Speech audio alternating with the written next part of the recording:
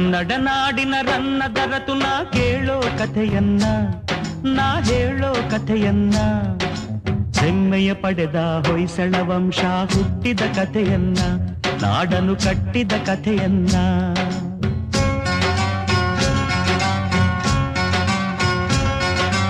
ಕನ್ನಡ ನಾಡಿನ ರನ್ನ ದರತು ನಾ ಕೇಳೋ ಕಥೆಯನ್ನ, ನಾ ಹೇಳೋ ಕಥೆಯನ್ನ, ಹೆಮ್ಮೆಯ ಪಡೆದ ಹೊಯ್ಸಳ ವಂಶ ಹುಟ್ಟಿದ ಕಥೆಯನ್ನ, ನಾಡನು ಕಟ್ಟಿದ ಕಥೆಯನ್ನ.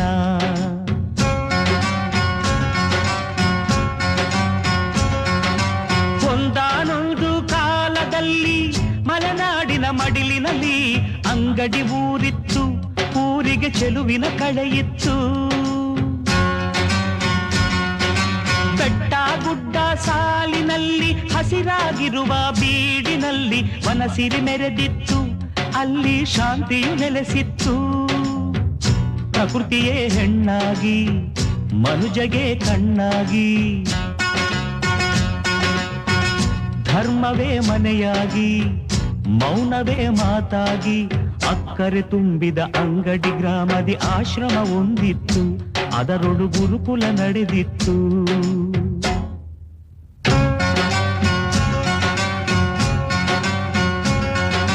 ಕನ್ನಡ ನಾಡಿನ ರನ್ನ ದರತು ನಾ ಕೇಳೋ ಕಥೆಯನ್ನ, ನಾ ಹೇಳೋ ಕಥೆಯನ್ನ, ಹೆಮ್ಮೆಯ ಪಡೆದ ಹೊಯ್ಸಳ ವಂಶ ಹುಟ್ಟಿದ ಕಥೆಯನ್ನ, ನಾಡನು ಕಟ್ಟಿದ ಕಥೆಯನ್ನ.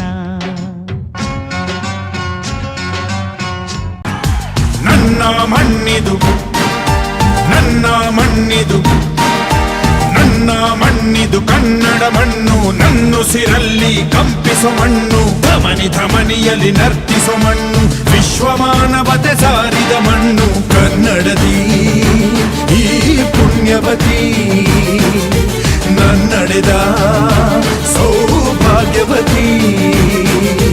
ನನ್ನ ಮಣ್ಣಿದು ಕನ್ನಡ ಮಣ್ಣು, ನನ್ನುಸಿರಲ್ಲಿ ಕಂಪಿಸೋ ಮಣ್ಣು, ಧಮನಿ ಧಮನಿಯಲ್ಲಿ ನರ್ತಿಸೋ ಮಣ್ಣು, ವಿಶ್ವಮಾನವತೆ ಸಾರಿದ ಮಣ್ಣು ಕನ್ನಡದಿ ಈ ಪುಣ್ಯವತಿ, ನನ್ನಡೆದ ಸೌಭಾಗ್ಯವತಿ. ಈ ಕನ್ನಡ ಮಣ್ಣನ್ನು ಮರಿಬೇಡ ಓ ಅಭಿಮಾನಿ, ಓ ಅಭಿಮಾನಿ, ಈ ಮಣ್ಣಿನ ಹೆಣ್ಣನ್ನು ಜರಿಬೇಡ ಓ ಅಭಿಮಾನಿ.